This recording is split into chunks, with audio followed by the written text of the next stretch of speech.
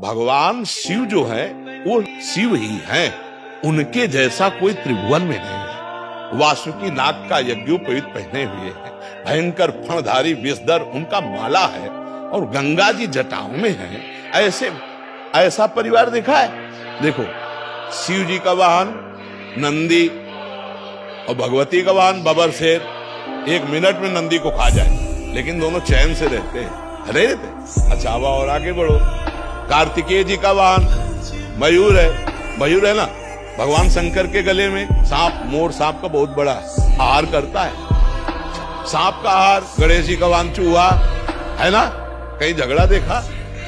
बिल्कुल शांति से पूरा अरे शिव की क्षमता कोई कर सकता है? शिव तो शिव है। व्यसन करने में शिव को मतलब यार, ये भगवान शंकर नशा कर, अरे यार वो तो परमात्मा है यार, वो तो महादेव, देवाधिदेव महादेव है। नहीं, ऐसा नहीं। शिव जी ने तो हलाल जहर पिया, भले एक बूंद पी के दिखाओ।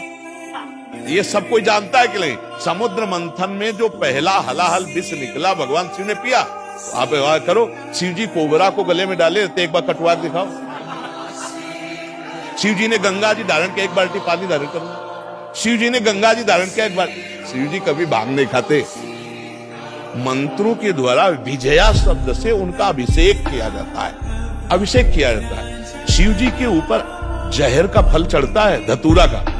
शिव जी के ऊपर अकौड़ा का फूल चढ़ता है, चढ़ता है ना। खा लो, जहर है, हलाहल जहर खा के तो दिखाओ। धतूरा का माला चढ़ता है। विश्वनाथ जी का वो पहले बैच में आए थे, वो लाते कभी कभी पूरा धतूर का माला। एग्जाम्पल बनाइए या एग्जाम्पल तो किसी का भी आप दे सकते हो। आप कभी देखा है लोग कहते हैं भगवान शंकर चिलम, ऐसा कहीं लिखा है? अरे ये सब अपने मन के विलास हैं। वो जगत की रक्षा के लिए हलाहल विष पिया, समझ रहे ना। तो जो हम सोने के समय रट रहे थे, वही जगने के समय चेतना जागृत होते ही निकल पड़ा। राधा राधा राधा। वैसे हर एक आदमी अनुभव कर सकता है। ऐसे ही हमने मूर्छा के समय भी देखा, जब हमारे डायलिसिस के लिए ऑपरेशन हुआ, ये उदर वाला, फिर छाती का यहाँ ऑपरेशन, फिर हाथ का, तो यहाँ वाले में हमें बेहोश किया गया। तो हमें जब बेहोश करने को था, तो हमने उनसे कहा था कि आप बेहोश करने के कुछ मिनट पहले हमें सूचित कर दीजिए कि मैं आपको बेहोश कर रहा हूँ। तो उन्होंने बताया कि बाबा अब हम इंजेक्शन लगाने वाले हैं। तो हम, जो हमारा चिंतन था, मानो मृत्यु का समय, हम ऐसे गाढ़ चिंतन किया।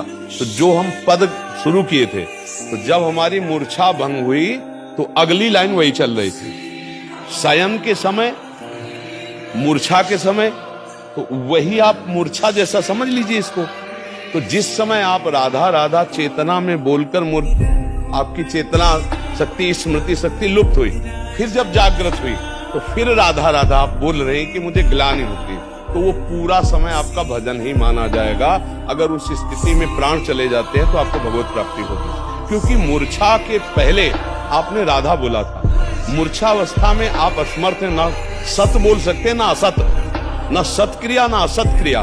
तो अब आपका राधा ही माना जाएगा वो प्रारंभ का, और उसी से भगवत प्राप्ति हो जाती है। जैसे कोई सुबह बोला राधा और बेहोश हो गया, अस्पताल में भर्ती हो गया, और उसे होश ही नहीं आया, समाप्त हो गया शाम तक, उसे भगवत प्राप्ति हो गई। क्योंकि अंतिम उसकी चेतना में पहली बार राधा जो निकला, फिर मूर्छित हो गया, तो उसका वही माना जाएगा अंतिम समय स्मरण, और उसी से भगवत प्राप्ति हो जाएगी। आप समझ पा रहे? जी।